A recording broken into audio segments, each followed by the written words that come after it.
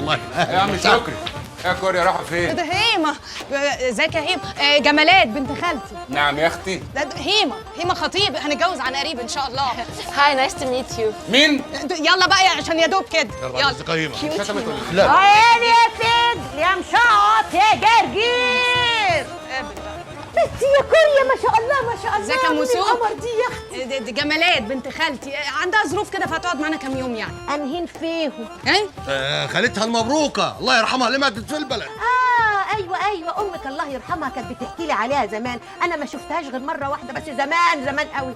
يا اختي بطن البقره نورت والله، وان ما شالتكيش الارض نشيلك فوق دماغتنا ان شاء الله. الظروف كده تبقى كويسه يعني وتبقى خير يعني. ميرسي متشكره قوي يا اختي والله طنط. العظيم يا دوب كده. ده انت يا دوب. منورة. الحمد لله على السلامة. النبي. الله يخليك. السلام عليكم. مين دي يا خالتي؟ انا عارفه يا اختي، قال بتقول بنت خالتها بس بنت حته قشطه والله، بس بترطن. طيب بما انكم بقى تتكلموا في شغل اسيبكم انا واستاذن عشان ما احسش ان انا غريبه في وسطيكم. لا نو بروبلم. غريبه ايه يعني؟ حضرتك وان اوف ذا فاميلي، يعني هيك فرد من الاسره. لا احسن اسيبكم على راحتكم.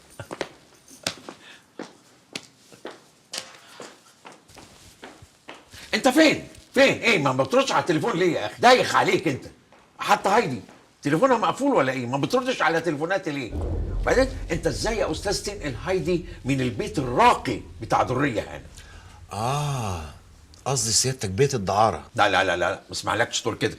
دي ست لارج ومعروفه في المنطقه كلها، لارج وساعات بتبقى اكس لارج لان بيتها مفتوح للجميع. فعلا مفتوحة البحري. هي شقة دعارة حقيقية؟ ايوه شقة دعارة حقيقية، والبوليس راح هناك ولم كل الناس اللي فيها ونزلهم بالملايات. ولو هايدي ما كانتش لحقت نفسها ونزلت من هناك بسرعة كان زمانها لبست قضية آداب بجد. خلاص بقى مفيش داعي نتكلم في الموضوع ده، ما يصحش كده، عيب. وايه اللي ما يصحش يا ابو طالب بيه؟ ما يصحش اقول ان هايدي كانت هتتمسك في قضية آداب، لكن يصح ان حضرتك تقعدها في شقة زي دي، صح؟ عمي والنبي يا عمي ممكن تاخدني الاماكن دي عشان عمري ما شفتها غير في التلفزيون. ممكن تتنيل دلوقتي ايا كان اللي حصل، انما انا ما اسمحش لاي بني ادم على وجه الكره الارضيه انه ينقل بنتي من مكان لمكان من غير ما يقول لي. وبعدين يا استاذ بصفتي موكلك ممكن تقول لي هايدي فين ولو سمحت تاخدني ليها. وبصفة هايدي موكلتي يا ابو طالب بيه من حقها السرية عليا، وهي طلبت مني ان محدش يعرف مكانها. يعني ايه يعني؟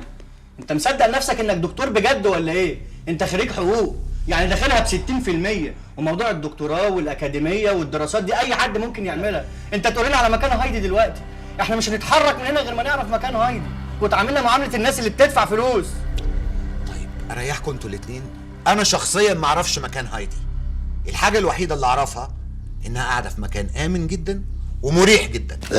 ادخلي بسم الله الرحمن الرحيم برجلك اليمين. افرجك بقى على الشقه زي ما انت شايفه كده، حاجه برحه هواها بحري، شبابيكها دول بيطلوا على الحاره عدل. وشوفي بسم الله ما شاء الله كنب زين، قعدته مريحه تمام، اسمه كنب اسطنبول يا ست هانم. حضرتك لو زرت قلعه محمد علي هتلاقيها كلها مفروشه كنب اسطنبولي. محمد علي ده كان راجل زين، كان ايامها بيستورد حاجتين، الكنب الاسطنبولي والجبنه الاسطنبولي. تعال افرجك على الطقم ده.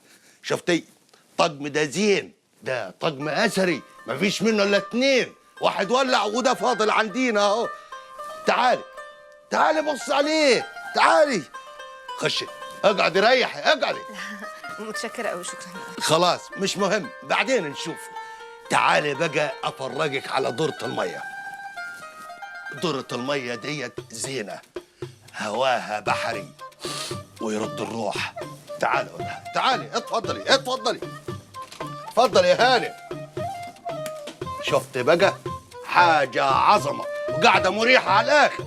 خلاص ما تقعديش تعال افرجك على اوضه النوم. مالك في ايه؟ خلاص حاجه جميله والله. تعالي اتفضلي يا هانم، اتفضلي. انت بتدعي عليه؟ انت خشي اتفضلي يا هانم اتفضلي.